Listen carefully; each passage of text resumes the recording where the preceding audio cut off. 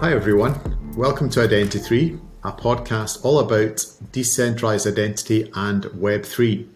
I'm Nick Lambert, I'm the CEO of Doc Labs and your host for today's podcast.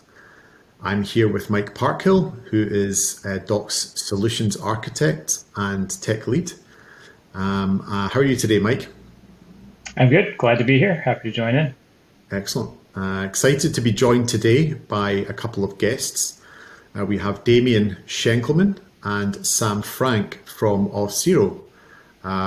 Damian is the principal architect at Auth0, and Sam Frank is Auth0's senior product manager for new initiatives. How are you today, guys? Thanks for coming on. It's good to be here. Good to be here, yeah. Good, thanks for having us. Oh, our pleasure, our pleasure. As a brief bit of context before we get into things today,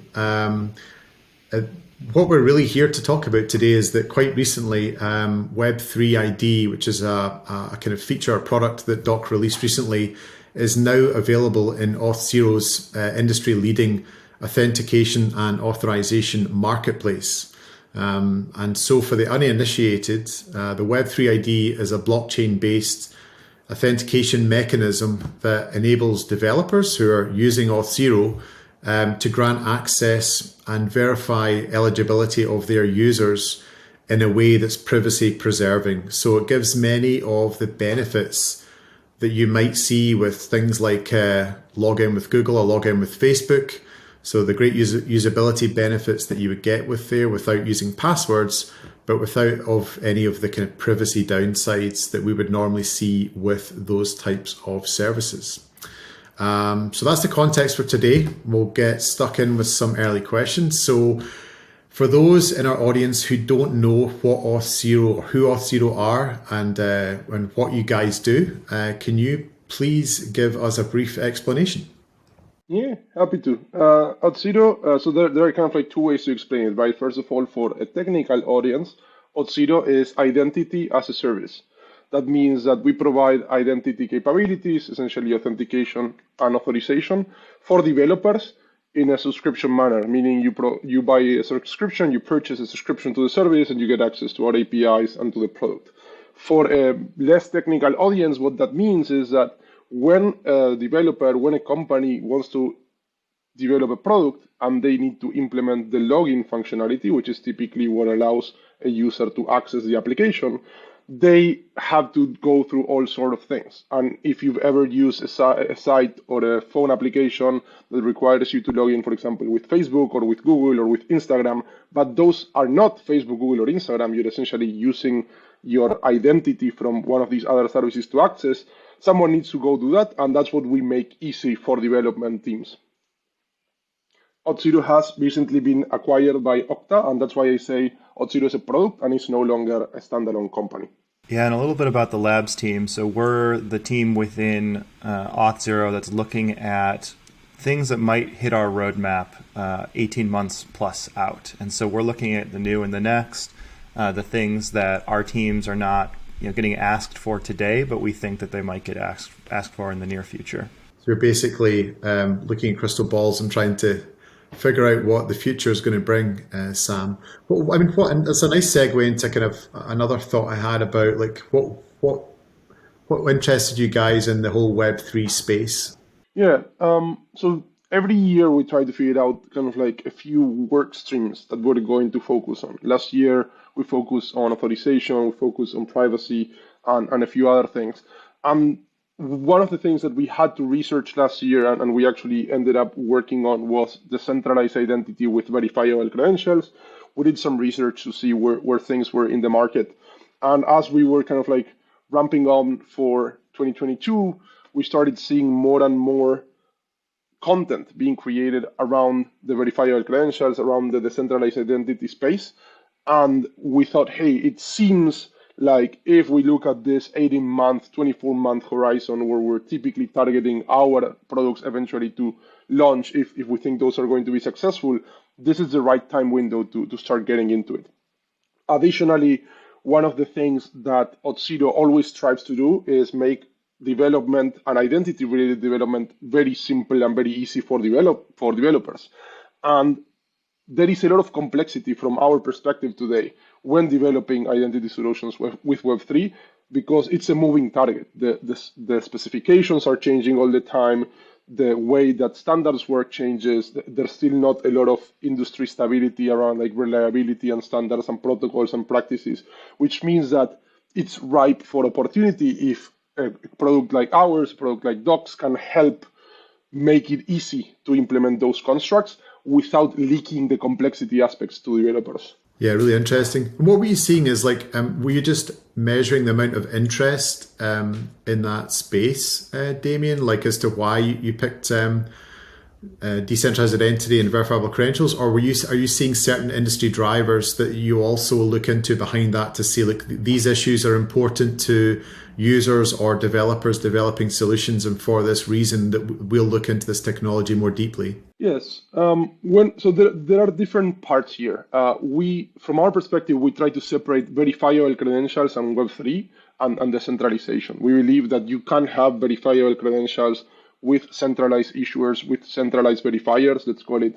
digital credentials, and those are still very valuable, especially if you think about what most users care about today. We think those would be beneficial, but at the same time, there's a spectrum of choice that these technologies provide, right? When you think about like how you might think about decentralized identifiers, how you might think about compliance, especially for companies that are trying to do things like GDPR and other type of compliance mechanisms where they don't want to hold on to data that they don't need to unnecessarily. Now, we're seeing that, again, phones are ubiquitous. People are trying to kind of like digitalize more of their assets.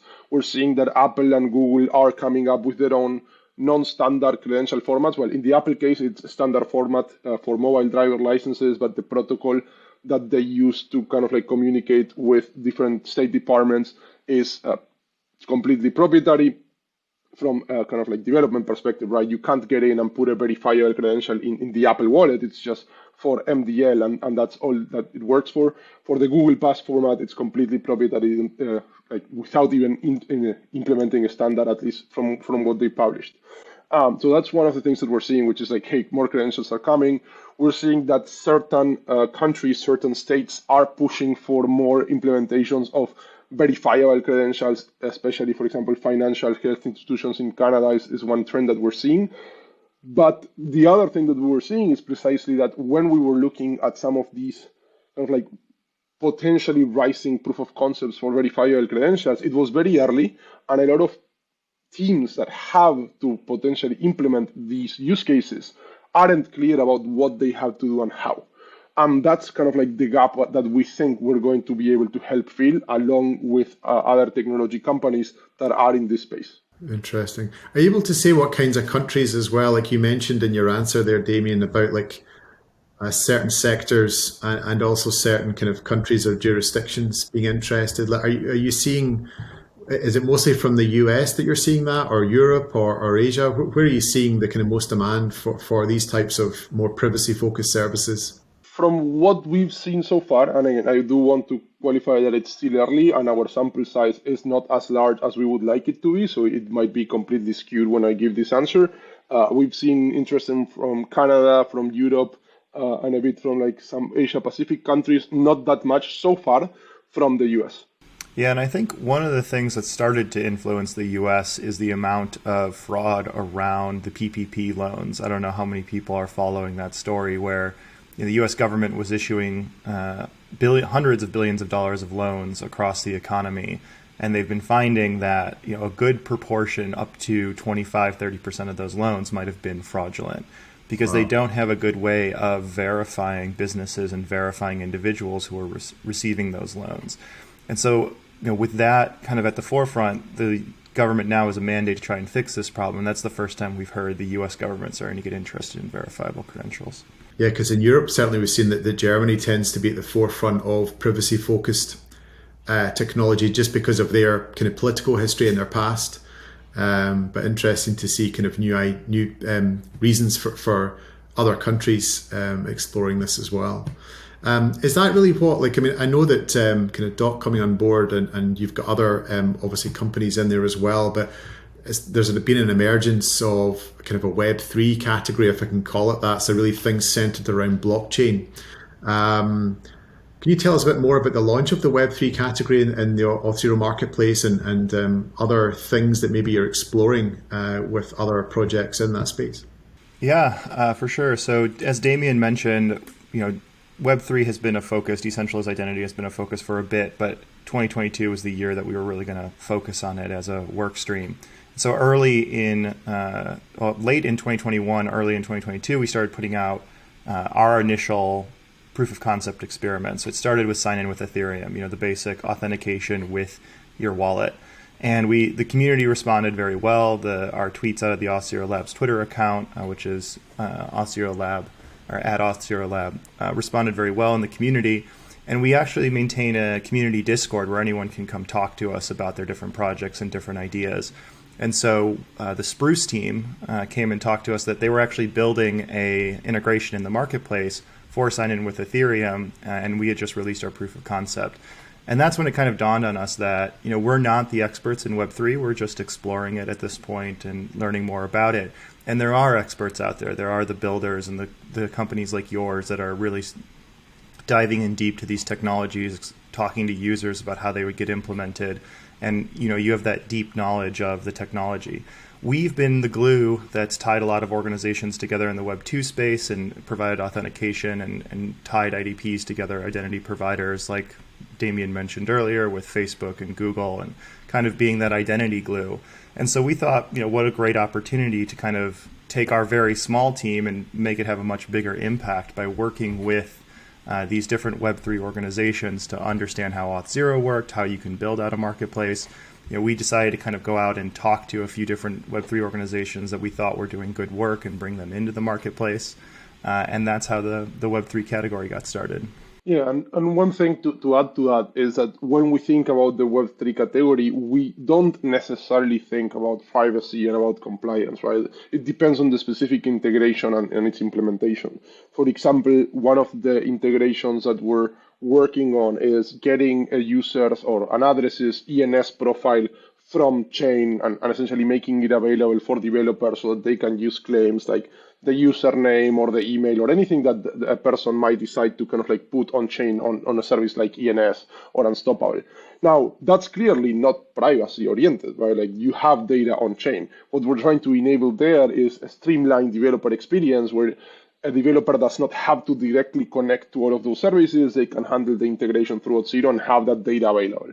Now, other integrations where you see things like Doc, for example, that allow you to kind of like potentially sign in with DID, if that private key, that address is not associated to any specific privately identifiable information, then that's when we get more in the privacy realm. And kind of like that's one stream of work. Then we have this other stream of work for specifically verifiable credentials. Again, if you look at some of the implementations with potentially the centralized identifiers, with personal stores rather than kind of like centralized stores like iCloud or Drive for verifiable credentials, that's when you also get into kind of like more of that privacy preservation space. Got it. And what benefits do you see verifiable credentials specifically bringing to authorization and authentication? Yeah, so this is a tricky question because I don't think there's a general answer to this. And like usual, I'm a developer and I will say it depends. And specifically, it depends on the implementation. Now, concretely, if you think about a verifiable credential, what you're saying is I have data that a party, let's call it an issuer, is willing to kind of like sign about a user. And the interesting thing there is that the data now resides on a user's phone or a user's device on a user's kind of like application called a wallet, which is kind of like to be differentiated from the general Web3 term wallet, which is typically meant to be an address and a key pair. This wallet actually does store these credentials, which let's think of them, I'm going to simplify as a JSON blob that is signed, right? Again, that's an oversimplification, but it's kind of like a fairly good analogy. What you can do there is that once you have that credential or a group of credentials on your phone as a user, you can present it to anyone that's willing to get them without letting the issuer know where you're going to present them. And this is kind of like one of the key differentiators from today's protocols perspective and from how like the specifications work compared to kind of like the current way of doing this, right? Today, if you log into a site, for example, with Google, with Facebook, or with any provider, you have to say, I'm logging in to this site and I'm going to use my Google credentials to be identified there, which means that Google knows, hey, you are using that site. Now, is that a good thing, a bad thing? Again, it depends on the person, but it does mean that they know. Do they have other ways to know? Yes, you know about tracking pixels, like they can track IP addresses. So I'm not saying this is completely bulletproof, but if you had these credentials on your phone, you could be able to present them anywhere because they don't have kind of like what's known as an audience. And that's kind of like who can consume that credential. Now, there's also a negative side to that, which is that if someone actually does steal your credential, the blowout, it could be larger. And again, this is one of the reasons why audience is specified in the specifications. Now, there are ways in which you can mitigate that, which means that, again, when you do present the credential, let's say you have a driver's license, let's say you have a university diploma, you don't only send the credential, but you also sign kind of like a presentation saying, hey, I own a private key that is associated to the identifier that's in that credential. That's at least in the general idea for this, which means that you do make the security of the whole solution a bit better. And then I think the most interesting thing comes in when you think about zero knowledge proofs, or at least any implementation of selective disclosure. So let's kind of like backtrack a bit. It doesn't have to be necessarily zero knowledge proofs. There's a new spec, for example, for selective disclosure with JOTS that is not based on that. But the key thing here is that, let's say you have a credential like your driver's license and you want to get into a bar, and this is a typical example that people give, but it's the one that I think is easiest to understand. Depending on the country, you might need to be 16, 18, 21. Again, that depends. But there is no reason for them to know where you live. There is no reason for them to know your full name. All they need is your picture and whether you are over that particular age, which means that if you could only send that piece of data over to that verifier, in this case the bar, rather than having to send your whole credential, you would be keeping data more private. And this is one thing which is key, which is privacy is not about kind of like keeping data under lock and not ever making it available. It's about being able to be very picky about what data you make available to others. So again, this works for authentication scenarios, which kind of like going back to the question, because with that private key for the user, you can identify yourself for some cases.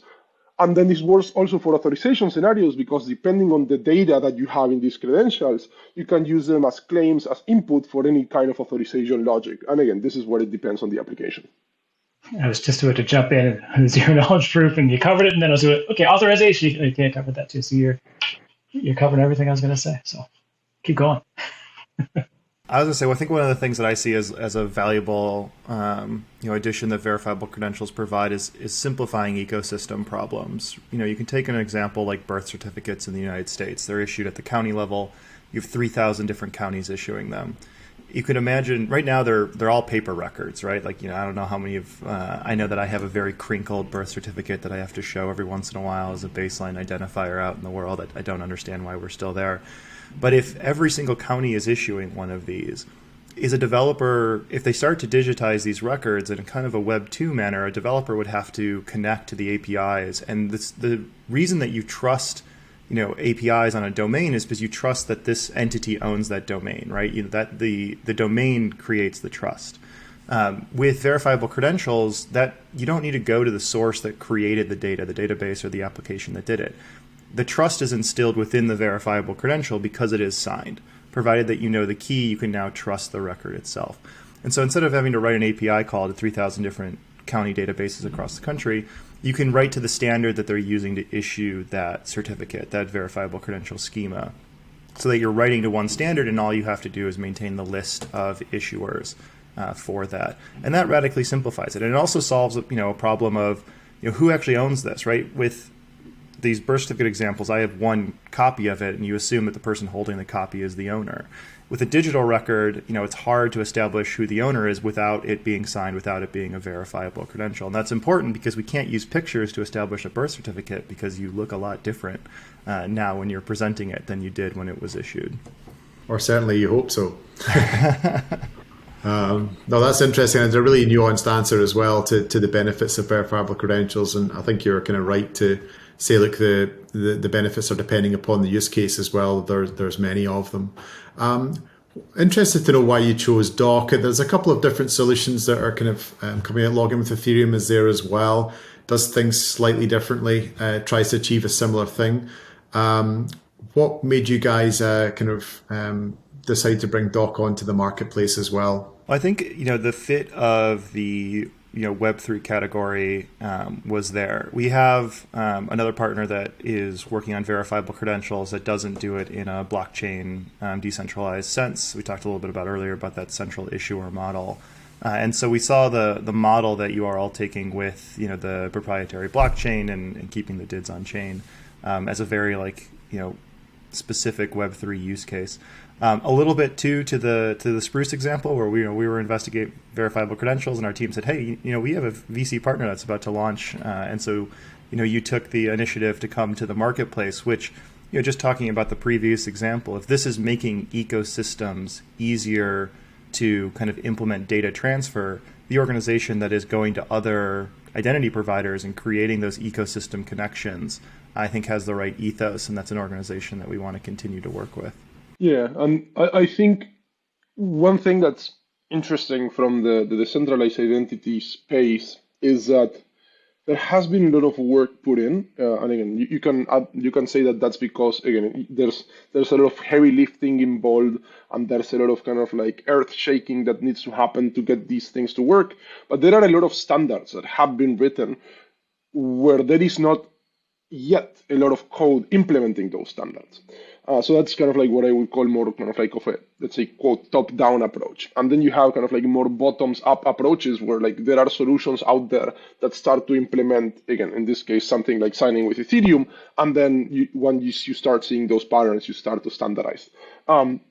So for example, signing with Ethereum is this kind of like bottoms up thing where it's like, again, one community, they start to use this and then they start just to standardize for that community. Signing with DIDs, it's kind of like the opposite, right? You have this huge spec, which is DIDs, and some good things, some things to improve.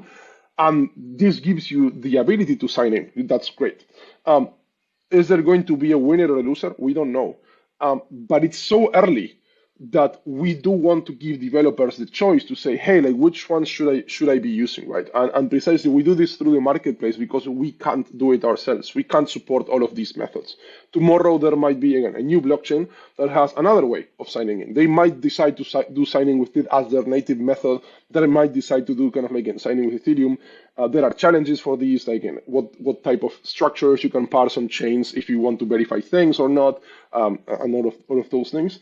But I think at this point, supporting a variety of choices and being very clear about the trade-offs that those choices have is the best thing that we can do for developers because they still need to implement these things. It's not like they don't.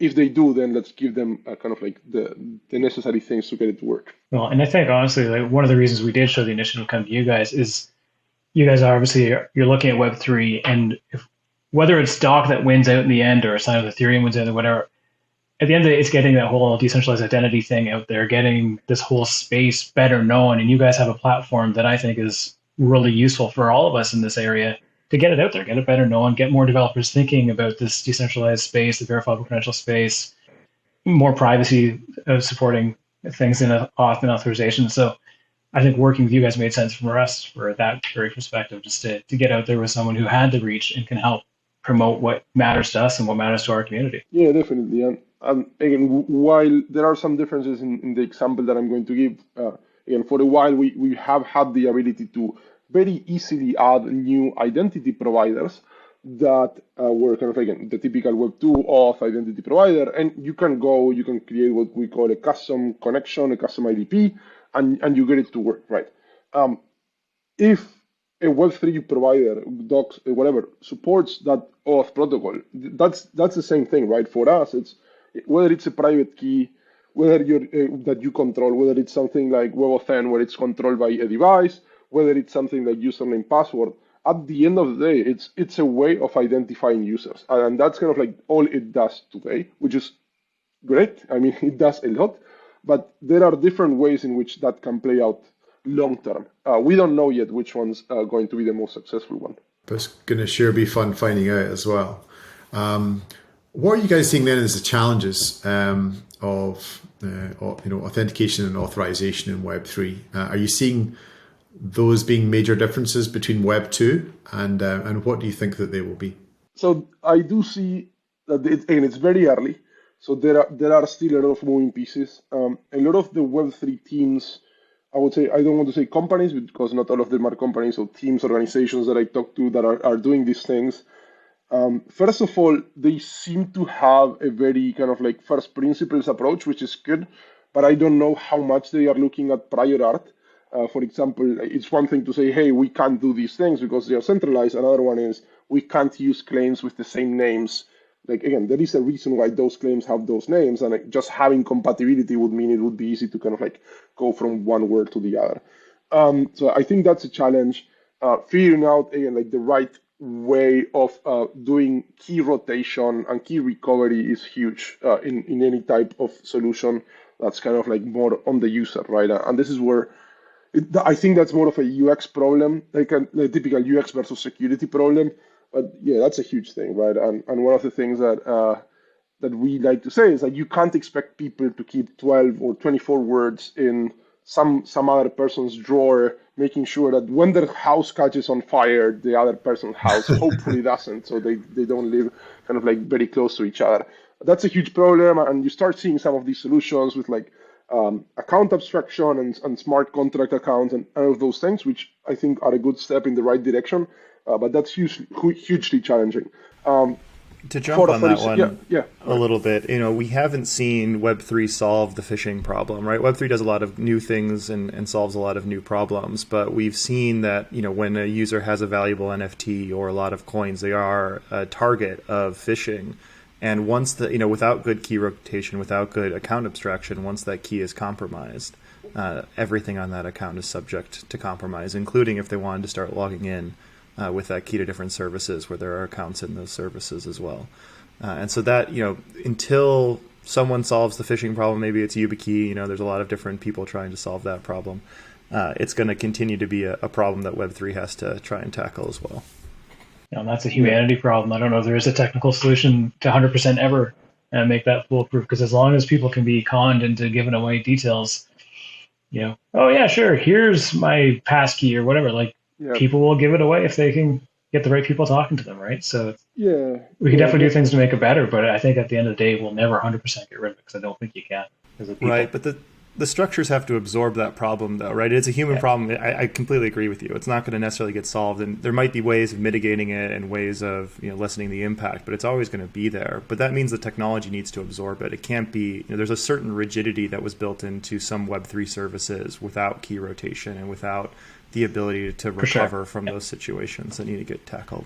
Yeah, and for example, if we think about some phishing scenarios, not all of them, the kind of like relatively new passkey proposal would address a lot of those, right? You have on your phone, you have this private key per application or per kind of like relying party that the operating system will specifically check, hey, is this the right one? So you wouldn't ever be able to enter your credentials into the wrong site. That is one specific phishing case. It's not all of them. The question is without losing support for standardization, without losing support for generalization, openness, how much of that can we tackle, right? Again, if that's bundling the OS and only the OS can control it, then that's not ideal. Going back to kind of what we were discussing, also authorization is hugely challenging, similar to what Sam was discussing, right? If you want to limit how much damage someone can do with your account, which is the same problem as saying I want to give them less permissions, not all chains have that. For example, I think Starkware does ship with basic account abstraction, but it means that you do have to deploy your own kind of wallet smart contract to have these authorization capabilities. With Ethereum, again, today your account is kind of like your private key. Yeah, you might kind of delegate into kind of a smart contract pattern, like for example, wallets like Argent to but it's not trivial, which means that if you want to say, hey, I want to sign a message that only allows people to do this thing, you have a number of problems. First of all, it's very hard to make that enforce on kind of like the chain. But at the same time, there's a UX problem because today there's a very thin layer separating the messages that you sign as a user from the code or the payload that's sent over to the chain, which means that you have to, again, very quickly go analyze the payload and make sure that what you're signing is the real thing. You might even have to read the contract. So I think there's also an opportunity there more from a UX perspective where if more of the EIPs in the Ethereum case, but again, generally any blockchain proposal starts to think about kind of like clear APIs that are kind of like we can reflect on and we can understand, clients could become smarter and give you more friendly UIs so that when you approve something, you don't have to understand the structure of the payload and what standard implementation it's using. As long as you start the client, as long as you trust the client to do what it should do, then you're fine. Which again, like, it's the same thing as a browser, right? Like if you don't trust your browser, you could be in a world of trouble. If your browser tells you, hey, I'm using TLS and it's just a lock, but it's not really using TLS, that's a problem. I think wallets are ultimately kind of like a browser, and I think we will see them grow in feature richness, at least if adoption is going to continue to grow. Yeah, and I think diving a little bit into that delegation use case, we're training users to do bad practices, right? With this sign every single transaction to authorize it within a Web3 application. Because as Damian mentioned, they're not going to read the contract. They're not going to read the payload. They don't understand that level of technical data. And so all they're doing is hitting sign, right? They're hitting yes, and we're prompting them with so many different requests because we're not delegating that to a JWT. We're not creating a session within a D app. We're having them sign every transaction. And that gets them used to just clicking yes, clicking yes, clicking yes. Oh, that MetaMask prompt came up. I got to click yes again. And so when they get into a phishing scenario or they get into a compromise scenario, they've built this habit of just hitting yes and not really inspecting what's going on. And so how do we start to build better habits from users knowing that people are habitual creatures?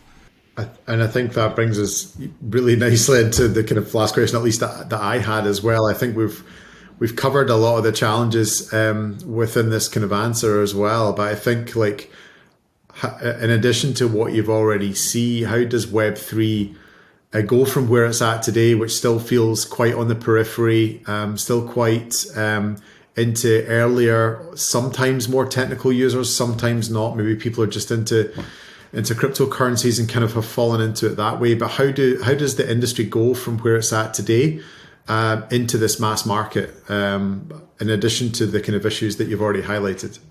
Yeah, I think one of the things that I think that the Web3 initial early adopter push has been good to get essentially social awareness of the technology, right? To get very exciting opportunities out there, both financial opportunities and NFTs is a new type of property out there. And so it's in the public consciousness. But a lot of what initial Web3 organizations were doing was solving already solved problems in a new way, or solving already solved problems in a way that preserves privacy a little bit better, or other things. I think there needs to be a real kind of digging deep into new problems that Web 2 couldn't solve, because I do think Web 3 can. We mentioned the ecosystem problem earlier. There are issues. We see large banks adopting blockchains to do interbanking transactions to solve problems that they've never been able to solve. And so how does Web 3 start to kind of really, I know that the impetus to try and get out to mass market and to get wide user adoption is there, but you really kind of have to dive deep into these very specific problems that haven't been solved by Web 2. And I think that's when you're sticky, right? That's when there's no alternative. That's when no one can leave and go and do something else, or barriers of entry are acceptable, or barriers on the technology are acceptable because people are willing to absorb pain when there's no other solution, right? And Web 3 is still kind of painful to use for the end user and painful to understand. And so if we just start continuing to tackle already solved problems, we're not going to kind of get that stickiness that's required to really build out from and use as kind of a beachhead to go to different industries, build a further ecosystem. So there's a couple of things here. One of them is kind of like figure out the other applications besides finance. The financial one, it has a lot of value for specific audiences in countries that don't have a very stable currency or things like that. I might live in one of those. 95% inflation this Yeah, year in Argentina, exactly. Damian. It does provide useful value. For example, again, like someone can go and buy a USD legally here through like things like again stable coins. I don't need to name names to not advertise any of those. So that's useful. But again, there are more applications that should be valuable, right? Even if they are relatively financial, right? Like a lot of the kind of like tokenization opportunities are valuable. For example, again, there's a company that's kind of like trying to tokenize airline tickets so that they can create secondary markets for that. So yeah, it's sort of an economic asset related thing, but you're solving a real thing, which is when I go book a ticket, I have to pay an over fee so that I can cancel it, or I don't pay it, and then if I need to reschedule or cancel it, I lose my money. This is an interesting way of doing it. Now, could airlines go and create a secondary market themselves? Yes, absolutely. What kind of like a lot of these tokenized related chains give you is they give you that market for free. But the other thing is, again, the accessibility and the adoption, because if the way to make the UX and the security mainstream is to essentially kind of like go towards kind of like a custodial route, um, that's problematic, right? You're back into kind of like the Web2 paradigm. You don't own your keys. So if you really think, okay, like the privacy aspects are important and like the control aspect is important, then we do need to come up with kind of like this ecosystems where it's possible to easily use your accounts, your keys for anything you want, and have very high certainty that you're not going to lose them, right? Like how often do you think, oh, my bank is going to close? Well, again, in Argentina, you think about it often, but in general, you don't.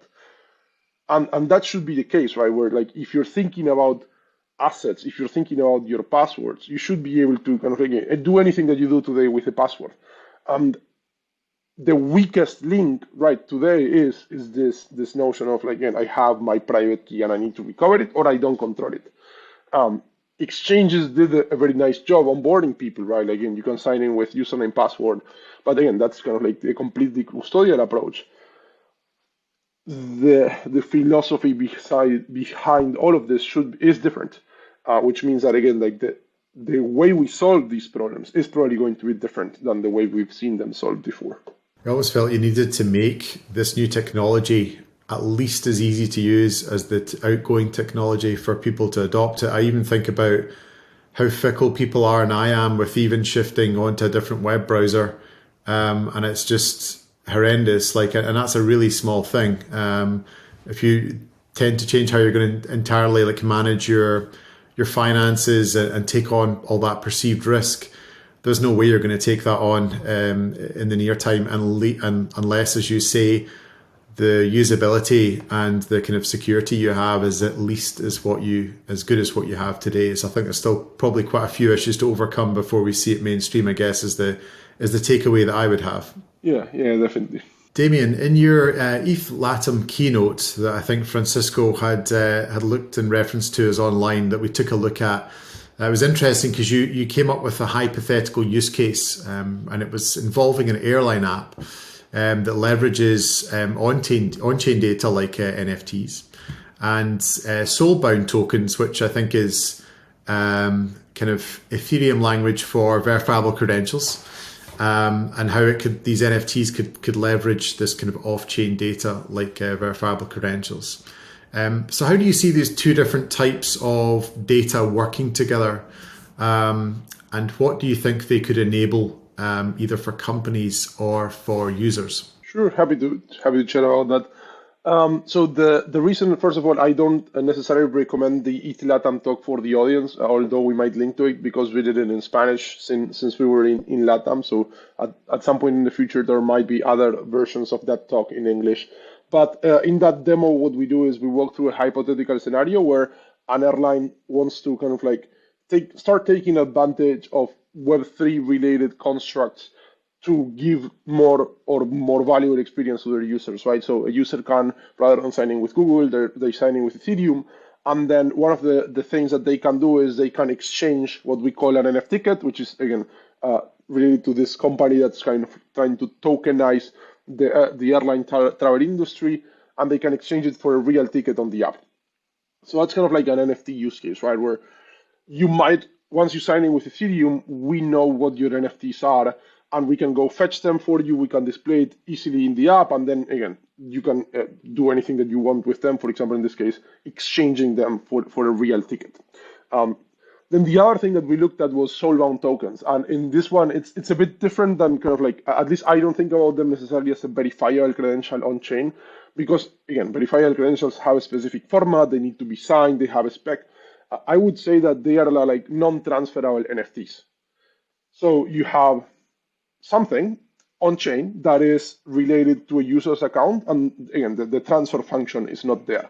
And this is very interesting from an identity perspective, right? Because you can do a lot of things with NFTs. For example, you can do things like token gating, where you authorize access to a specific application or even to a specific party if someone has a token. But if they sell that token, they are still the same person, they just don't have that access. So what soulbound tokens bring to the table is this possibility of non-transferability, which is good for both positive and negative things, right? Hey, I have an asset and it's related to me. And that can be, for example, in the case that we did, it was the membership card for the airline, like your Miles program. And the reason why we made it non-transferable is that, again, the airline shouldn't allow someone to kind of, you can transfer points, but you can't transfer your membership status. And at the same time, a lot of people might not mind it being public. And this is kind of like the key thing here. The SBT, much like the NFT, is public. You might say, well, I can encrypt the content, and you get into the whole encrypted content on chain discussion, which it would be a rabbit hole to kind of like discuss here. But again, it's conceptually public. And that's where verifiable credentials come in, right? You might not want all of your data to be public just because you're okay with some of your data being public. You don't post all of your pictures to Instagram. Well, I don't have Instagram, but people that do post to Instagram only post some of their pictures to Instagram. So kind of like that would be a similar analogy. And that's where verifiable credentials come in. You can associate these verifiable credentials to a blockchain account, to in this case an Ethereum account, because we're talking about Ethereum, through the use of, for example, DIDs, like DID Ether. You still have a link between kind of like the private key that you use for on-chain access and the credential, but the credential is kept private, which means that, again, it's not on-chain, you have it on your phone and you present it when you want. For example, this might be interesting for your passport or your driver's license, because you don't want to get doxxed and you don't want to know, like for people to know where you live or what your passport number is, especially, again, different people might think of different pieces of data as more or less sensitive, and that's where you get into kind of like Web3 is about choice, right? All of these mechanisms are kind of like in a choice spectrum. They might make some experiences better and some experiences worse, like the remember me button or like give me search preferences. All of those things should be about choice. I really probably appreciated the differences as well that you're explaining between soulbound tokens and VCs. I really had taken it that they were basically, Vitalik was describing VCs unaware that it was such a big thing. And interesting to hear all the kind of differences there that you're seeing about all the signatures and things that are required, and the kind of more technical aspects of it. I saw them from a functionality perspective as being basically the same thing, but good to pick up that nuance as well. Yeah, I think the difference in private versus public data is a huge piece there, what you'd want to use them for. And I know from the descriptions and like listening to Vitalik talk and a couple other people, the part about the negative saying I don't have something is because it's public is easier to prove with SBTs than it is with verifiable credentials at this point. Doesn't mean you couldn't figure it out with VCs, but it's certainly it's one of the things he distinctly had in mind with SBTs is how do you prove I don't have a whole lot of liens against my account or whatever, that kind of stuff. They're dealing with the financial use cases a lot, I feel like, because that's their primary use case, and so it comes to mind first. So I think that's where they talk about what they call like negative reputation, which is more like, again, you took a loan and you have a debt, so if it was private, you might decide not to show it.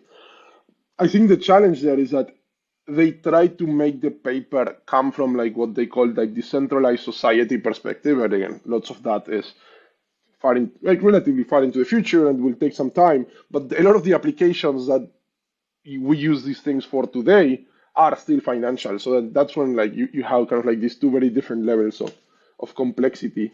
Again, the Vitalik is very smart, and he probably has thought about this problem fairly well. And I do think it's good to have yet another. Like I do wish SVTs become mainstream, mostly so that I can create NFTs that are not transferable. Just that use case, without anything else, is valuable. Assuming that you can get into kind of like a good key recovery mechanism. I still think there's a lot of unintended consequences of that technology, of people being able to assign soulbound tokens to your address on their smart contracts that you're not necessarily excited about getting assigned to you. Yeah, there's a great discussion between Vitalik and what's her name? Evan McMullen, I think she is, about that and how in the VC world and the sort of the flows that are developing around that, consent becomes a thing that you can't issue me the credential if I don't say yes. Whereas the soulbound tokens, anyone can send something to you, and if they send something negative to you, it's there. You can't get rid of it. You can't burn it, that kind of stuff. So there's definitely a privacy thing there. There's a whole online harassment thing there. There's a whole bunch of stuff that could be packed into that I think still needs to be thought of. Yeah, reputation on the internet is an interesting problem, right? Anonymity has caused its own issues with being able to do bad actions and then just recreate yourself under a different pseudonym. And so the ability to assign reputation in some way to an address, I think, is a good thing. But I think it's just going to be they're doing it in a very organic, messy way that's going to take decades to really play out. If it's interesting, I had we touched on a lot of these, but I had a thread on SVTs that I wrote like when the paper came out, which might be interesting to kind of like dive deep into a lot of these things. But yeah, everything that we just touched on is essentially what's, at least from an identity perspective, not just thinking from a DSOC perspective, which is completely different. And I haven't even tried to grasp kind of like those concepts and put my mind around that. But like from an identity perspective, yeah, there are still a lot of worries about this. But again, useful tool for the tool chain. Awesome. I think for me, that's been really, really interesting to find out a lot more about kind of Auth0 and to get your perspective on things as well. I know we kind of went outside sometimes of like maybe the areas that you're always working in, but I think it's really great for, people like us that are really entrenched in kind of decentralization to speak to people that are maybe getting a broader view than us. So I really appreciate all your insights there. I don't know if you have any other kind of points that you wanted to make, or Mike, I don't know if you have any other questions that you wanted to jump in on before we wrapped up. If anyone's interested in continuing the conversation, I think it's an ongoing, evolving space. And, we have the Auth0 Lab Twitter account, just add Auth0 Lab, and then our Discord community where we're always open to, field questions from anyone. And we're also present in the Discord community there too. So if you post something in there and tag us, we will try and respond to you there too. As we were discussing earlier, we are launching kind of like the Web3 category. So if you're working on a Web3 product or component that is valuable for developers and is related to user identity, again, also consider reaching out to Auth0 and we can discuss, again, marketplace opportunities so that both, again, like we get the people that are using your ecosystem, and then again, like anyone that has been or is going to use Auth0 can have access to that same ecosystem. Yeah, absolutely. I mean, we've found, I know that a lot of our guys have been saying how easy your team has been to work with. So definitely 100% recommendations from Doc on that. And what we'll do is we'll put some of these links that you just shared into either if this goes out on YouTube or into the show notes on Spotify as well, so people can link directly to those resources from here.